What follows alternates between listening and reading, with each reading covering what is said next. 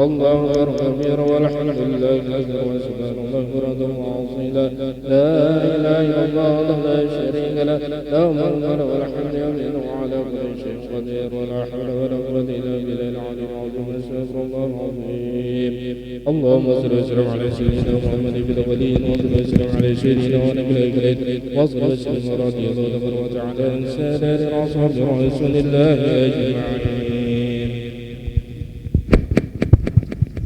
اللهم صل وسلم على رب العالمين اللهم صل وسلم على سيدنا محمد وعلى اله وصحبه اجمعين ربنا صل وسلم تغفر لنا وترحمنا ونتوب الخاسرين ربنا لا تزغ قلوبنا بعد إذ هديتنا وهب لنا من لدنك انك انت الوهاب ربنا اغفر لنا ولوالدينا وشيخنا ومعلمنا وانظر علينا برحمتك يا ارحم الراحمين اللهم اصلح لنا ديننا التي هو عصمة امورنا واصلح لنا دنيانا التي بها معاشنا واصلح لنا آخرتنا التي بها معادنا واجعل الحياة زيادة لنا في كل خير واجعل الموت راحة لنا من كل شر برحمتك يا أرحم الراحمين ربنا آتنا في الدنيا حسنة وفي الآخرة حسنة وقنا عذاب النار وصلى الله على سيدنا محمد وعلى آله وصحبه وسلم والحمد لله رب العالمين. بسر الفاتحة.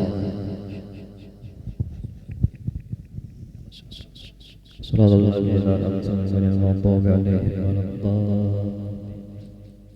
بسم الله الرحمن الرحيم الحمد لله رب العالمين اللهم صل وسلم على سيدنا محمد وعلى آله وصحبه أجمعين اللهم صل على سيدنا محمد صلاة تغفر بها الذنوب وتصلح بها القلوب وتمتلئ بها العصوب وتجل بها الصعوب وعلى آله وصحبه اللهم إنا نسألك بما سألك به عبدك ونبيك سيدنا محمد صلى الله عليه وسلم ونعوذ بك مما استعاذك منه عبدك ونبيك سيدنا محمد صلى الله عليه وسلم وأنت المستعان وعليك البلاغ ولا حول ولا قوة إلا بالله العلي العظيم اللهم أخرج من قلوبنا كل قدر للدنيا وكل محل خلق يميل بنا إلى معصيتك أو يشغلنا عن طاعتك أو يحول بيننا وبين تحكم بمعرفتك الخاصة ومحبتك الخالصة ربنا آتنا في الدنيا حسنة وفي الآخرة حسنة وقنا عذاب النار وصلى الله على سيدنا محمد وعلى آله وصحبه وسلم سبحان ربك رب العزة عما يصفون وسلام على المرسلين والحمد لله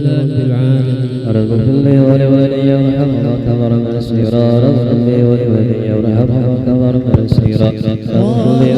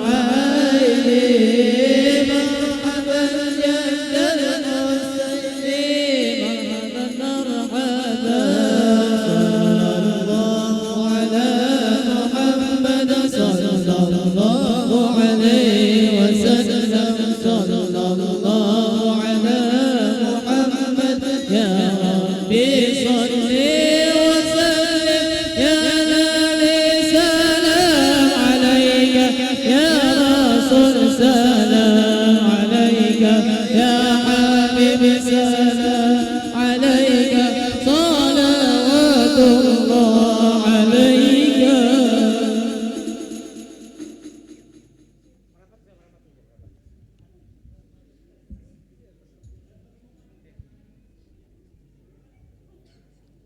Assalamualaikum warahmatullahi wabarakatuh.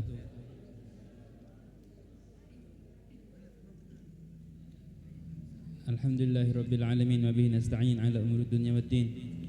Wassalatu wassalamu ala asyrafil anbiya wal mursalin sayyidina maulana Muhammadin wa ala alihi wa sahbihi ajma'in, amma ba'd. Sebelum kita memulai pengajian kita, insyaallah kita membaca tahlil yang mana pahalanya kita hadiahkan kepada guru-guru kita, ulama-ulama kita, keluarga kita, orang tua kita yang sudah mendahului kita. Bismillahirrahmanirrahim. Qul huwallahu ahad, Allahus samad, lam yulad wa lam yakul lahu kufuwan ahad. Bismillahirrahmanirrahim.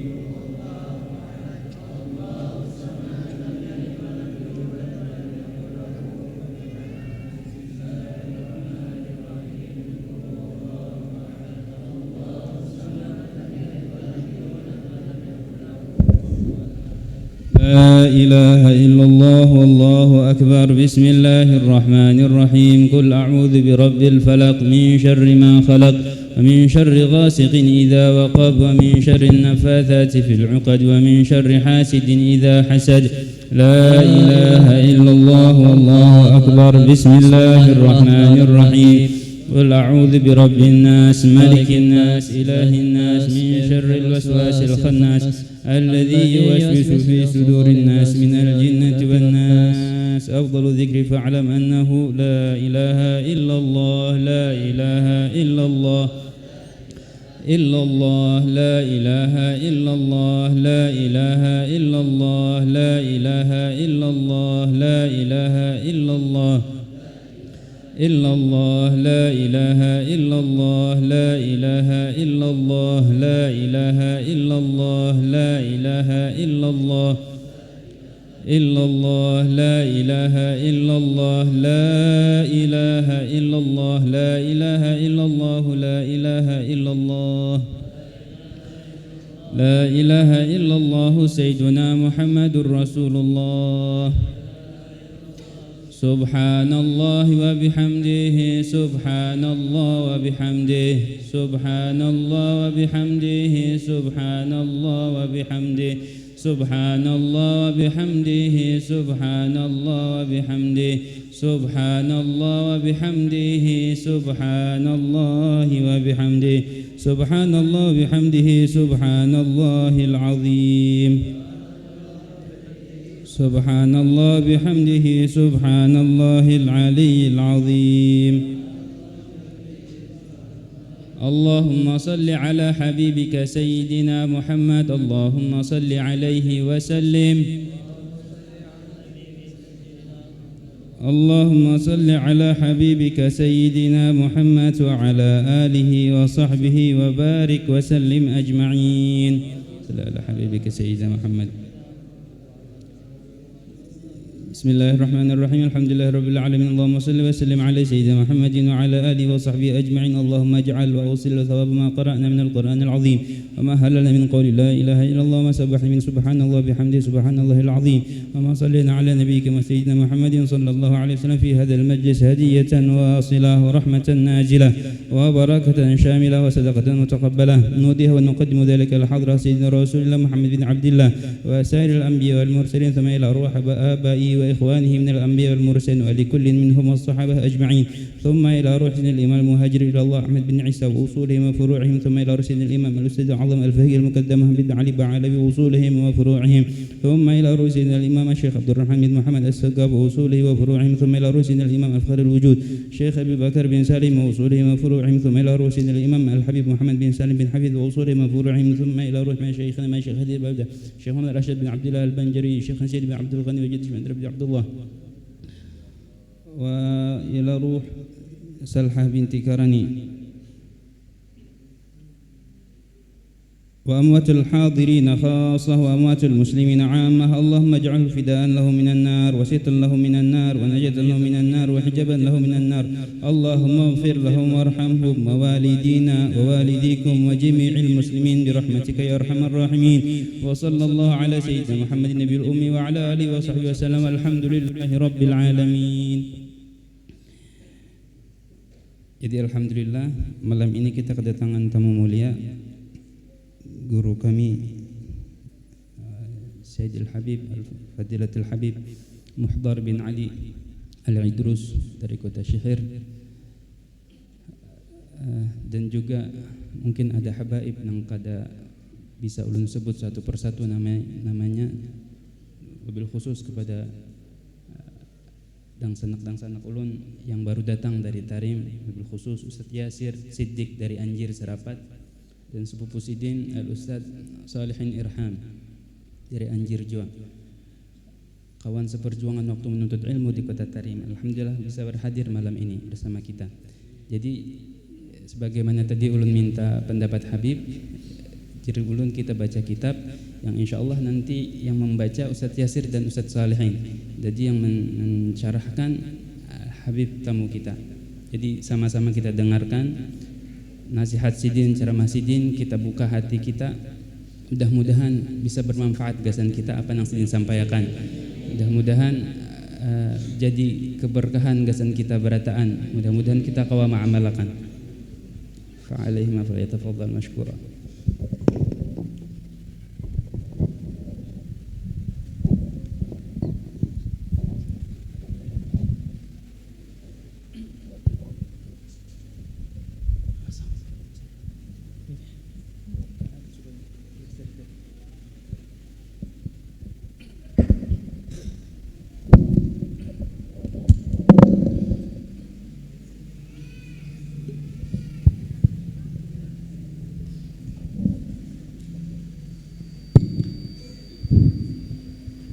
Bismillahirrahmanirrahim. Alhamdulillah rabbil alamin wa sallallahu wasallam ala sayyidina Muhammad wa ala alihi wa sahbihi ajma'in.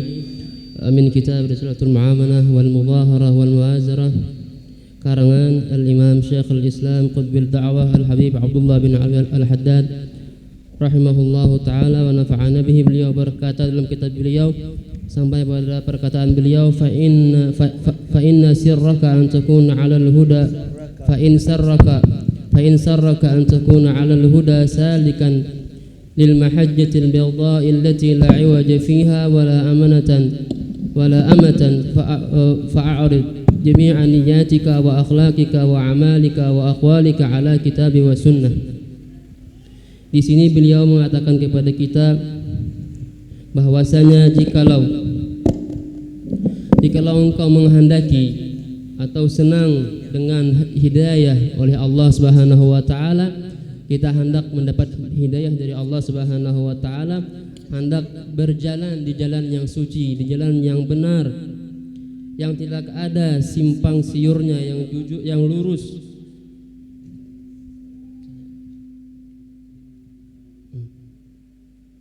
Fakhud ma wafaqa wa da' ma khalaf wa'amal 'ala al-ihtiyat wattabi' al-ahsan abada wa la tabtadi' fi ad-din wa la tattabi' ghayra sabilil mu'minin fatakhsar ad-dunya wal akhirah dzalika huwal khusranul mubin. Masyaallah. La ilaha illallah. Alhamdulillah hamdan katsiran tayyiban mubarakan fih. Alhamdulillah, segala puji bagi syukur kepada Allah Subhanahu wa taala yang mudah-mudahan syukur tadi menurunkan keberkahan kepada kita semua. Allahumma salli wa sallim ala sayyidina Muhammad wa ala alihi wa sahbihi wa man walah. Salawat serta salam tercurah kepada junjungan Nabi kita Nabi besar Muhammad sallallahu alaihi wasallam serta kerabat dan sahabat beliau. Sami'tum hadzal kalam alladhi يوجد في كتاب رسالة المعاونة لقطب الدعوة والإرشاد سيدنا الإمام عبد الله بن علوي بن محمد الحداد. Kalian mendengarkan apa di antara isi daripada kitab Risalatul Ma'awanah karangan Al-Habib Abdullah bin Ali Al-Haddad. وقد ابتدأ الكلام بقوله فإن سرك أن تكون على الهدى، يعني إذا أنت تحب أيها المسلم أن تكون على الهدى وطريق الهدى. Dimulakan percakapan di sini. Kalaunya kita Jersidin senang, apa yang kita senangi tadi sesuai sama syariat Allah. سالكا للمحجة البيضاء، أي أنك إذا أردت أن تكون من أهل الهدى وتسلك الطريق الواضحة البيضاء، يعني الواضحة. Kalau kita pengen berjalan di jalan yang lurus, jalan yang jelas, التي لا عوج فيها، أي أنها سهلة. yang mana tidak ada bengkok, artinya jalan itu mudah. والعوج كما تعرفون طريق فيها التواءات، وأمتى فيها حفر وفيها طلوع وفيها نزول. Dan maksud daripada jalan yang mudah itu yang kita ketahui, jalan itu sakit atau jalan itu banyak beloknya atau turun naik. إذا أنت مسلم تريد طريق الهداية ترس مباشرة، قال فأعرض جميع نياتك وأخلاقك وأعمالك، أعرضها على ماذا؟ أي اجعلها في ميزان الدين. قال أعرضها على الكتاب والسنة، كتاب الله سنة النبي محمد صلى الله عليه وعلى آله وصحبه وسلم. Artinya kalau kita pengen jalan yang lurus, jalan yang mudah tadi, maka seluruh amal kita bandingkan dengan bandingan atau timbangan syariat, yaitu dengan kitab Al-Quran dan sunnahnya Rasulullah SAW. لهذا طريق المسلمين والعلماء حتى طريق التصوف لا تظنون أنه كلام من الرأس، إنما كل شيء تسمعونه أو تقرؤونه من كتب العلماء إنما هو معروض على الكتاب والسنة، أي له أصل إما من كتاب الله أو سنة نبينا محمد صلى الله عليه وسلم. Dari itu apa yang kita dengarkan daripada perkataan ahli tasawuf, perkataan para ulama, bukanlah perkataan itu timbul daripada kepala mereka atau kehendak mereka. Sesungguhnya seluruh perkataan tadi, ucapan tadi sesuai dengan Al-Quran dan sunnahnya Rasulullah sallallahu alaihi wasallam. يقول سيدنا الجنيد ابن محمد سيد الطائفة الصوفية في بغداد العراق، يقول طريقتنا طريقة الكتاب أي طريقة التصوف مشيدة بالكتاب والسنة. كيف؟ يعني قائمة على كتاب الله وعلى سنة النبي محمد صلى الله عليه وآله وصحبه وسلم. Berkata pimpinannya ahli tasawuf, Imam Al-Junaid daripada Baghdad, Irak, Jersidin, tariqah kami, manhaj kami di tasawuf itu berdasarkan daripada Al-Quran dan sunnahnya Rasulullah sallallahu alaihi wasallam. ويقول الإمام أحمد بن حسن العطاس، الحبيب أحمد بن حسن العطاس، وهو كان في زمان الحبيب علي بن محمد الحبشي صاحب المولد، كلهم في وقت واحد وفي طبقة واحدة. يقول الإمام أحمد بن حسن العطاس يتكلم عن مدرسة تريم ويتكلم عن مدرسة حضرموت. ماذا يقول الحبيب أحمد بن حسن العطاس؟ ما من عادة في تريم يفعلها الناس يرون أنها خير إلا لها إما أصل من كتاب الله أو حديث من سنة النبي صلى الله عليه وعلى آله وصحبه وسلم. Berkata Al-Imam Al-Habib Ahmad bin Hasan Al-Attas, yang mana beliau ini sezaman dengan Al-Imam Al-Habib Ali bin Muhammad bin Hasan Al-Habsyi, sahibul Maulid, Maulid Habsyi. Beliau ada di satu zaman sama beliau. Jersidin, setiap kebiasaan yang ada di kota Tarim yang dibikin oleh ahli Tarim itu pasti ada dasarnya, baik itu dari Al-Quran atau itu dari sunnahnya Rasulullah sallallahu alaihi wasallam. لأن هذه المدرسة مدرسة حضرموت، مدرسة ساداتنا الأبي علوي، هي متبعة للكتاب والسنة. Karena ajarannya Hadramaut, ajarannya nenek moyang Sadah Ali Abi Alawi, ajaran Ba'alawi itu ajaran yang mengikuti Al-Quran dan sunnahnya Rasulullah sallallahu alaihi wasallam. علم هذا من علم وجهل من جهل. Mengetahui orang yang mengetahui atau tidak mengetahui orang yang tidak mengetahui. بعض الناس يقول إيش هذا طريق التصوف؟ من أين جاءوا بهذا الكلام؟ لأنه جاهل ما يعرف، وأهل العلم يعلمون أن هذا الطريق هو طريق الكتاب وطريق السنة.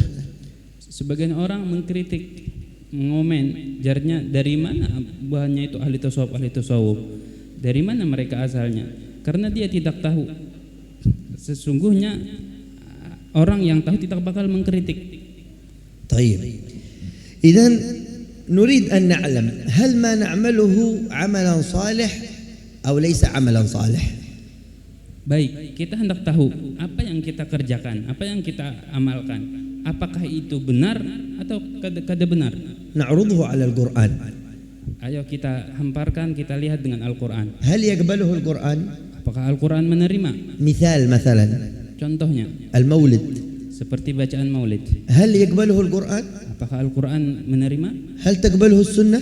Apakah sunnah juga menerima? إذا قبله القرآن والسنة Apabila Al-Quran dan sunnah menerima itu, إذن هو عمل صالح. maka itu amal yang baik. إذا لا يقبله القرآن والسنة Apabila Al-Quran dan hadis tadi tidak menerima, عمل فاسد. maka itu amalan yang tidak baik. إذن لو نقول ما هو المولد؟ ذكر الله، ذكر النبي محمد، اجتماع الناس على الخير وإطعام الطعام والتوصية، هذا كله أوصى به القرآن، ذكر الله سبحانه وتعالى وعمل الخير. Kalau kita perhatikan apa itu maulid? Maulid itu isinya baca Al-Quran, bersalawat kepada Rasulullah, menyebut biografi Rasulullah, habis itu berceramah, nasihat agama, memberi makan orang. Ini semua yang diajarkan oleh Al-Quran. Isi Al-Quran mengajarkan kita berbuat baik, maka itu pun daripada Al-Quran. نحن نتبع وصية القرآن. Karena kita mengikuti wasiatnya Al-Quran. الله تعالى يقول يا أيها الذين آمنوا صلوا عليه وسلموا تسليما. Allah berfirman dalam Al-Quran, wahai orang-orang beriman, bersalawat kepada Nabi Muhammad sebaik-baik salawat dan salam. وهذا التهليل Dan tahlil, ذكر لله. zikir kepada Allah. الله أمرنا بذكره. Allah menyuruh kita untuk berzikir kepadanya. قال الله سبحانه وتعالى يا أيها الذين آمنوا اذكروا الله ذكرا كثيرا. Allah berfirman dalam Al-Quran, memerintahkan kepada kita, wahai orang-orang yang beriman, sebutlah Allah dengan sebutan yang banyak. وسبحوه بكرة وأصيلا. Dan sucikan Allah, bertasbih kepada Allah di pagi hari dan di sore hari. والله تعالى يقول والذاكرين الله كثيرا والذاكرات. Dan Allah berfirman dalam Al-Quran, orang-orang yang menyebut Allah daripada kalangan lelakian dan orang-orang yang menyebut Allah daripada kalangan bebinian. إذن هل يجوز لنا أن نذكر الله بصوت مرتفع؟ Berarti apakah kita boleh menyebut Allah dengan suara yang nyaring, yang lantang? تهليل صوت مرتفع؟ Membaca tahlil dengan suara yang lantang? هل هنا دليل من السنة؟ Apakah di sana ada dalil daripada kitab sunnah? نعم موجود دليل من السنة. Iya, ada dari hadis Rasulullah. يقول صلى الله عليه وسلم اذكروا الله حتى يقول المنافقون أنكم مراؤون. Di hadis Rasulullah SAW bersabda, sebutlah Allah, berzikirlah kepada Allah sampai-sampai orang-orang munafik mengatakan kalian itu orang yang ria. ويقول سيدنا ابن عباس رضي الله تعالى عنه وأرضاه كنا نعلم انقضاء صلاة رسول الله صلى الله عليه وسلم برفع أصواتهم بالذكر، أي بعد الصلاة نعلم أن النبي صلى مع الصحابة أو لم يصلي عندما ترتفع أصوات الصحابة بذكر الله والتسبيح والاستغفار. Dan berkata Abdullah bin Abbas, ujar Sidin, kami mengetahui selesainya sembahyang Rasulullah itu dari suara zikir yang kami dengar. Artinya mereka membaca zikir setelah sembahyang itu dengan suara yang lantang, sampai-sampai mereka yang di luar mendengar, oh ini sudah selesai zikir, sudah selesai sembahyang. إذن كل ما كان خير وفيه ذكر وفيه طاعة لله فإن القرآن يقبل ذلك. Berarti setiap yang di sana itu menyebut Allah, ada kebaikan, ada Al-Quran di dalamnya, maka Al-Quran menerima yang tersebut itu. والعكس Dan sebaliknya, الجهر بالسوء الجهر بالسوء أن يجهر الإنسان بالسوء من العمل بالقول. Orang yang menampakkan dengan amalnya perbuatan yang jelek. قال الله سبحانه وتعالى لا يحب الله الجهر بالسوء من القول. Allah berfirman dalam Al-Quran, Allah tidak menyukai orang yang menampakkan perkataan yang jelek, amal yang jelek. مثل الغيبة, Seperti umpamanya menggibah orang, النميمة, atau mengadu domba, السب, atau mencaci orang, الشتم, atau menyumpahi orang, اللعن. atau melaknat orang. إذا نظرنا في الآية Kalau kita pandang, kita perhatikan dalam ayat itu, لا يحب الله الجهر بالسوء من القول. Allah tidak suka menampakkan dengan kejahatan daripada perkataan. إذا ما هو عكس هذا الكلام؟ Berarti apa kebalikan daripada ucapan ini? إذا كان الله لا يحب الجهر بالسوء، Kalaunya Allah tidak menyukai menampakkan dengan kejahatan daripada perkataan, إذا الله يحب الجهر بالكلام الطيب. berarti kebalikannya, Allah menyukai dengan menampakkan dengan perkataan yang baik, yang bagus. هذا معنى الآية Inilah arti daripada ayat tersebut ومدلول الآية. dan apa yang ditunjukkan daripada isi ayat itu. وهكذا عمل المسلم Itulah amalnya orang Muslim. يعرضه على الكتاب والسنة. Segala amalnya itu dicocokkannya sama Al-Quran dan sunnahnya Rasulullah, ويعرضه على أقوال العلماء. dan dicocokkannya sama perkataan para ulama. فإن كان على خير Kalau sesuai dengan keadaan bagus, فإنه في طريق الهدى. maka dia ada di dalam jalan yang benar. وإن كان عكس ذلك Kalau sebaliknya, يتوب إلى الله maka dia harus bertaubat kepada Allah. ولا يعمل ما يكره الله Jangan sampai dia melakukan sesuatu yang dibenci oleh Allah. ويكون متبعا لسيدنا محمد صلى الله عليه وسلم. Jadilah dia mengikut daripada jalan baginda Nabi Muhammad sallallahu alaihi wasallam.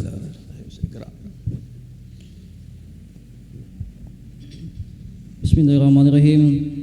Radhiyallahu anna wa iyyakum wa iyyaka wa muhdatsatil umur wa mukhtalafatil ara'. فقد قال صلى الله عليه وسلم كل محدثة بدعة وكل بدعة ضلالة. وقال عليه الصلاة والسلام من أحدث في أمرنا هذا ما ليس منه فهو رد. والبدع ثلاث: بدعة حسنة وهي ما رآه أئمة الهدى مما يوافق الكتاب والسنة من حيث إثر الأصلح والأنفع والأحسن، وذلك كجمع القرآن في مصحف لأبي بكر ونصب الديوان وصلاة تراويح عمر وترتيب المصحف والآذان الأول يوم الجمعة لعثمان وأحكام قتال البغاة لعلي رضي الله تعالى عنه وعن المخالفة الأربعة وعن الثالثة وعن الخلفاء الأربعة. والثانية بدعة مذمومة على لسان الزهد والقناعة فقط، وذلك كالتوسع في الملابس والمآكل والمساكن المباحة. والثالثة بدعة مذمومة مطلقة وهي ما خالف نصوص الكتاب والسنة أو خرق إجماع الأمة. وقد وقع من هذا النوع للمبتدعة كثيرة في الأصول وقل وقوعه في الفروع. وكل من لم يبالغ في التمسك بالكتاب والسنة ولم يبذل وسعه في متابعة الرسول وهو مع ذلك يدعي أن له مكانة من الله تعالى، فلا تلتفت إليه ولا تعرج عليه. وإن طغى في الهواء ومشى على الماء وطويت له المسافات وخرقت له العادات، فإن ذلك يقع كثيرا للشياطين والسحرة والكهان والعرافين والمنجمين وغيرهم من الضلالة ولا يخرج مثل لا إله إلا الله. يقول سيدنا الإمام عبد الله بن علوي الحداد وإياك، تنبيه هذا. Berkata Imam Abdullah bin Al-Haddad, wa iyak, artinya hati-hati, peringatan. ومحدثات الأمور أي ما يعملونه الناس من الأمور الجديدة. Hati-hati Jirsidin daripada apa yang dilakukan orang-orang daripada perkara-perkara yang baru. فقد قال صلى الله عليه وسلم كل محدثة بدعة. Nabi kita Muhammad SAW bersabda, setiap yang baru itu bid'ah, وكل بدعة ضلالة. dan setiap bid'ah itu sesat. وقال صلى الله عليه وسلم من أحدث في أمرنا هذا ما ليس منه فهو رد. Dan Nabi kita Muhammad SAW bersabda, barang siapa melakukan hal yang baru daripada agama ini, maka itu ditolak. هذه الأحاديث يحفظونها كثير المخالفين هؤلاء Hadis-hadis ini banyak dihafal oleh orang-orang yang menentang kita وينشرونها dan disebarkan oleh dia. ويظنون أنهم يفهمون المعنى. Dan mereka mengira mereka itu yang paling paham dengan artinya. فهموا لكن فهم الهوى. Mereka paham artinya, cuman sesuai lawan kehendak hawa nafsu mereka. فهم خطأ. Paham yang salah. لا يريدون كلام العلماء. Mereka tidak hendak daripada perkataan pendapat para ulama. عندهم بدعة واحدة. Menurut mereka itu bid'ah itu cuma satu. أي أن كل بدعة لا يجوز. Artinya sesuatu yang baru bid'ah itu kada boleh. كل بدعة مخالفة. Setiap sesuatu yang baru bid'ah itu berarti itu sesat, menyalahi daripada ajaran Rasulullah. كل بدعة تدخل النار. Setiap yang baru itu masuk neraka. ما هي البدعة؟ Apa gerang itu bid'ah itu? كل شيء جديد لم يكن له مثال سابق. Bid'ah itu sesuatu yang baru yang mana tidak pernah terjadi sebelumnya. هذا بدعة. Mikrofon ini bid'ah. ما كان في وقت النبي. Tidak ada di zaman Nabi mikrofon. هذه قارورة بدعة. Botol ini juga bid'ah. ما كان في وقت النبي. Tidak ada di zaman Nabi. فراش هذا في المسجد بدعة. Ini sajadah yang ada di masjid ini bid'ah. ما كان في وقت النبي. Tidak ada di zaman Nabi. منارة في المسجد هذه الطويلة. Tiang menara kita ini di masjid. ما كان في وقت النبي. Tidak ada di zaman Nabi. وغيرها من الأمور. Dan banyak daripada macam-macam yang kita lihat. هذا المخالف Orang yang bertentangan يقول كل شيء ما كان في زمن النبي فهو بدعة. ujarnya setiap yang tidak ada di zaman Nabi itu bid'ah. ونسي شيئا مهما. Dia lupa catatan penting di situ. هو المخالف لم يكن في زمن النبي. Orang yang menentang ini pun tidak ada di zaman Nabi. إذن أنت بدعة. Berarti kamu juga bid'ah. ولا يفهم هذا الكلام. Dia tidak mengerti perkataan ini. لكن قسم الإمام الحداد البدعة إلى 3 أقسام. Imam Haddad membagi bid'ah itu dengan 3 bagian. وقال أنها أولها بدعة حسنة. Ujar sidin pertama, bid'ah itu ada bid'ah yang baik, hasanah. لم تكن في عهد النبي. Yang mana bid'ah tadi tidak ada di zaman Nabi. لكن عملت بعد موت النبي. Tetapi dikerjakan, dilakukan setelah meninggalnya Rasulullah SAW. ورآها المسلمون حسنة. Dan orang-orang muslim melihat itu baik. مثل جمع القرآن. Seperti mengumpulkan Al-Quran. مات النبي ما يوجد مصحف موجود. Nabi Muhammad SAW meninggal tidak ada Al-Quran yang ada. لكن سيدنا أبي بكر جمع القرآن في مصحف واحد. Tetapi Sayyidina Abu Bakar mengumpulkan Quran tadi daripada para sahabat sampai dikumpulkan menjadi satu. صلاة التراويح بإمام واحد 20 ركعة طول شهر رمضان ما كان في عهد النبي صلى الله عليه وسلم. Sembahyang tarawih 20 rakaat mengumpulkan orang-orang dulu itu tidak ada di zaman Nabi SAW. ويوم الجمعة Dan hari Jumat عندما يؤذن نسمع إذا أذانين. ketika azan kita mendengar ada 2 azan. إنما كان في زمن النبي أذان واحد. Ketika di zaman Nabi cuma ada 1 azan. يصعد به الخطيب إلى المنبر. Habis itu khatib naik ke mimbar. لكن الآن Tetapi sekarang نسمع أذانين. kita mendengar 2 azan. أذان واحد يركع الناس بعده السنة. Azan pertama kita sembahyang sunnah. هل هذا عمله النبي؟ Apakah ini dilakukan oleh Rasulullah? لا. Nabi tidak melakukan itu. ولا أبي بكر. Dan Sayyidina Abu Bakar juga kada ولا melakukan. سيدنا عمر. Sayyidina Umar juga kada melakukan itu. عمله سيدنا عثمان. Yang melakukan pertama kali Sayyidina Utsman bin Affan. نحن نسمع في الخطبة إن الله يأمر بالعدل والإحسان وإيتاء ذي القربى وينهى عن الفحشاء والمنكر والبغي يعظكم لعلكم تذكرون. هذا لم يكن يقولها النبي صلى الله عليه وسلم. Kita mendengar di khutbah biasanya khatib membaca innallaha ya'murukum bil 'adli wal ihsani wa idzil qurba dan seterusnya. Ini tidak ada di zaman Rasulullah. Rasul tidak membaca itu waktu itu. إنما هذا أمر بها ليس سيدنا أبو بكر. Sesungguhnya yang menyuruh itu bukan Sayyidina Abu Bakar, ولا الخلفاء الأربعة كلهم. bukan juga 4 orang khalifah ini. إنما أمر بها سيدنا عمر ابن عبد العزيز. Yang pertama kali melakukan itu, yang memerintahkan itu yaitu Sayyidina Umar bin Abdul Aziz. وغيرها من الأمثلة كثير. Dan banyak daripada contoh-contoh yang lain. هذه من البدع الحسنة. Dari ini termasuk daripada bid'ah, sesuatu yang baru tapi baik. وهناك بدعة مذمومة Tapi di sana ada bid'ah yang tidak baik. ليس حرام.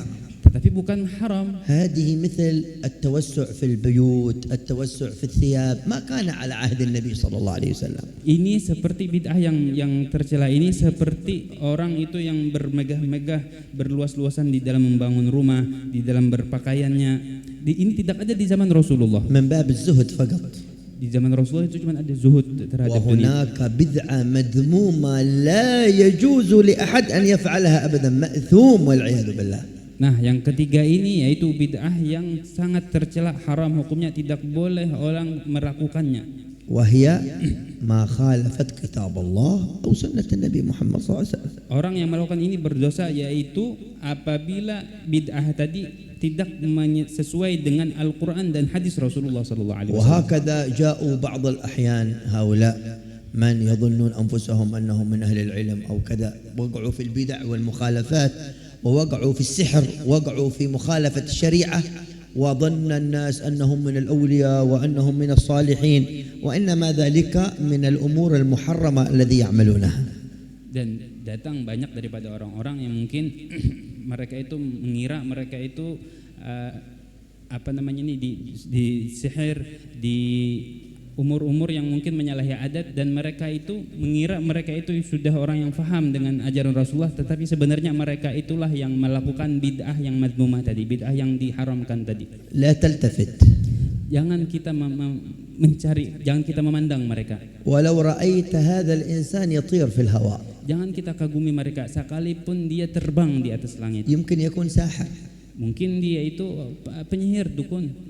يقول الإمام الغزالي رحمه الله: Imam Ghazali berkata, إذا رأيت الخوارق apabila kita melihat sesuatu yang menyalahi adat, الذي يظن الناس أنها كرامات، orang-orang mengira itu adalah karamat. فانظر إلى حال الذي صدرت منه هذه الخوارق. Yang kita lihat bukan kejadiannya, lihat kepada siapa yang terjadi. إن كان من أهل التقوى Kalau terjadi kepada orang dari tangan orang ya ahli takwa, من الصالحين daripada orang-orang soleh, هذا كرامة. maka itu karamat. أما إن كان من أهل المعاصي Kalau kejadian tadi terjadi kepada orang ahli maksiat, ترك الصلاة مثلا، orang itu tidak sembahyang umpamanya. رأيت منه أنه يطير في الهواء تارك الصلاة، Orang ini tidak sembahyang lalu kita lihat ini terbang seperti هذا burung. ليس كرامة، Ini bukan karamat, هذا سحر.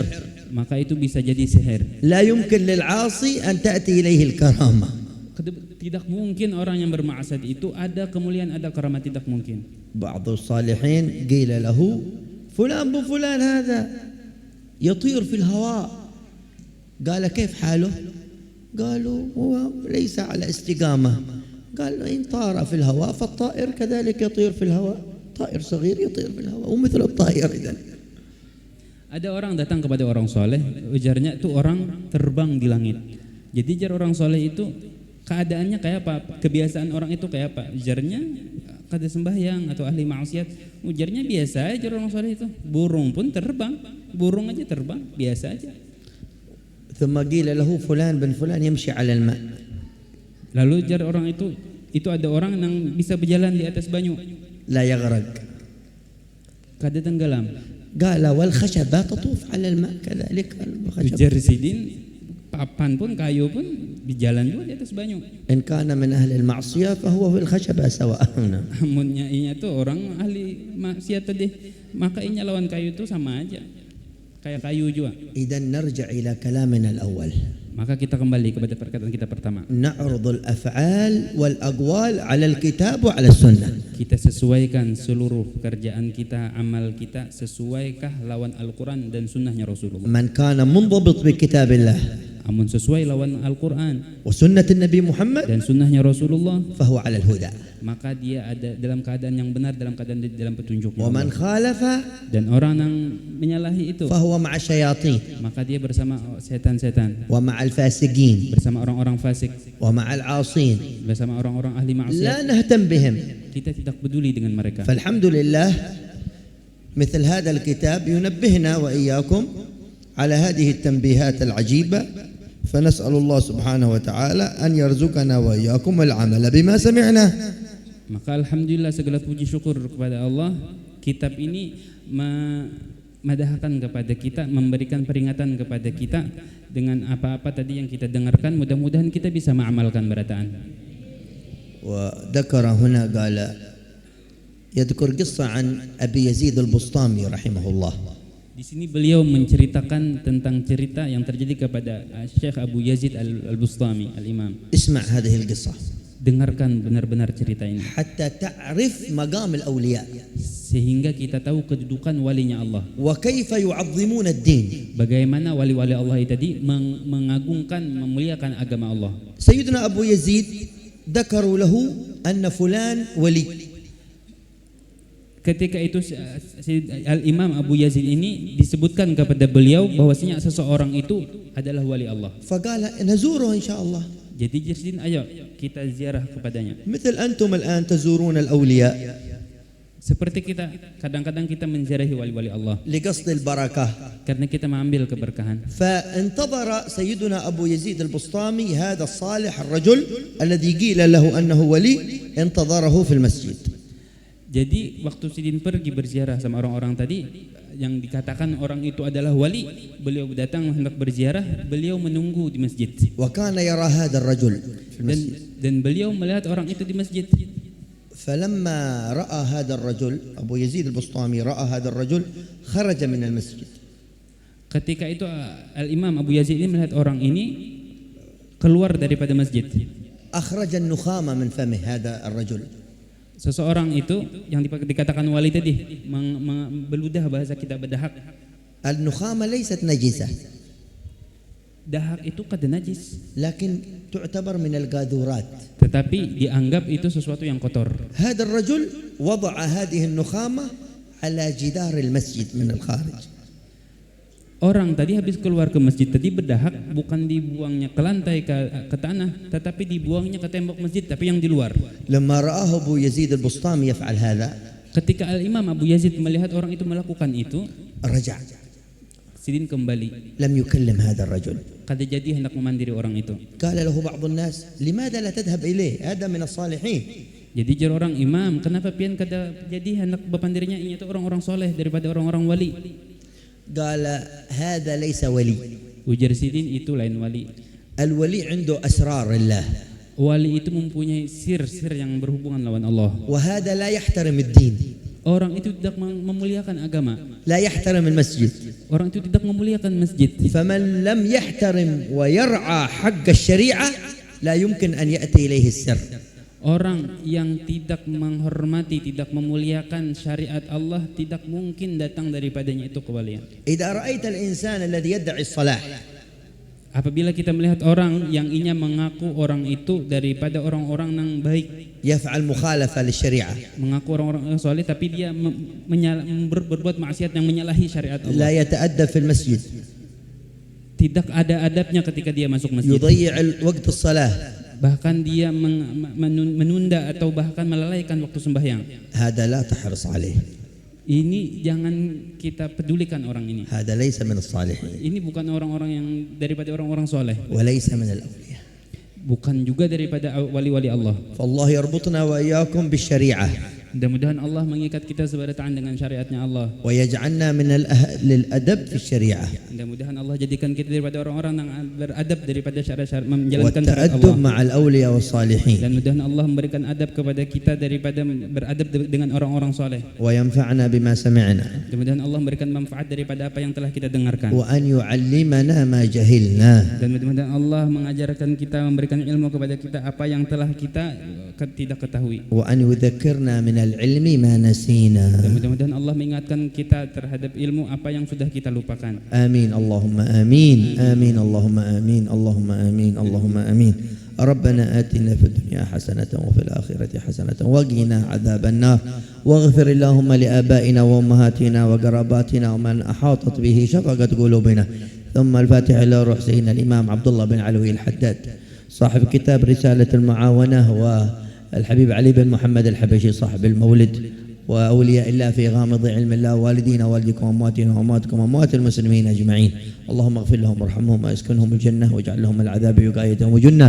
جازم بالإحسان إحسان، بالسيئات عفوا وغفران. يا حنان يا منان يا قديم الإحسان، أسألك اللهم إحسانك القديم وجودك القديم وفضلك القديم ومنك القديم يا علي يا عظيم يا رب يا كريم، بجاه المصطفى من خصصته بالخلق العظيم. اللهم خلقنا بالأخلاق العظيمة والأخلاق الكريمة، واجعلنا يا رب ممن يحيزون الخيرات الجسيمة، واجعلنا اللهم ممن يحسنون صحبة القرآن ويحسنون صحبة السنة ويتبعون كتابك ويتبعون سنة نبيك صلى الله عليه وآله وصحبه وسلم. احينا اللهم على تعظيم الكتاب، واحينا اللهم على تعظيم السنة، وأمتنا اللهم على ذلك يا مالك الممالك، واسلك بنا شريف المسالك، وقنا من الشر والمهالك. وصلي وسلم على عبدك المصطفى المجتبى سيدنا محمد وعلى آله وصحبه وأهل وده وقربه. وآخر دعوانا أن الحمد لله رب العالمين، بسر الفاتحة. حضرة النبي محمد صلى الله عليه وسلم. بسم الله الرحمن الرحيم. الحمد لله رب العالمين الرحمن الرحيم مالك يوم الدين. إياك نعبد وإياك نستعين، صراط المستقيم صراط الذين أنعمت عليهم غير المغضوب عليهم ولا الضالين. آمين. Alhamdulillah rabbil alamin. Mudah-mudahan apa yang sudah Sidin sampaikan bisa kita amalkan dan bermanfaat gasan kita berataan. Dan ulun meminta maaf atas kurang lebihnya daripada terjemah tadi, banyak nang salah mungkin karena grogi, ada bebuhan alumni juga datangan malam ini berdua. Jadi ulun minta halal, minta ridha, malam ini majelis kita dimajukan. Seharusnya kan kada bermajlisan malam ini nih, dimajukan jar ulun, mudah-mudahan kawa dimajukan. Dan ulun kada menyangka banyak kayak ini orangnya. Alhamdulillah ulun berkat guru yang datang dari jauh-jauh, kawa Sidin ada waktu menziarahi kita. Mudah-mudahan kampung kita, keluarga kita mendapat keberkahan tadi. Amin amin ya rabbal alamin. Sekali lagi minta halal, minta maaf amun ada kekurangan. Wabillahi taufiq. Wassalamualaikum warahmatullahi wabarakatuh. Taqabbalallahu minkum.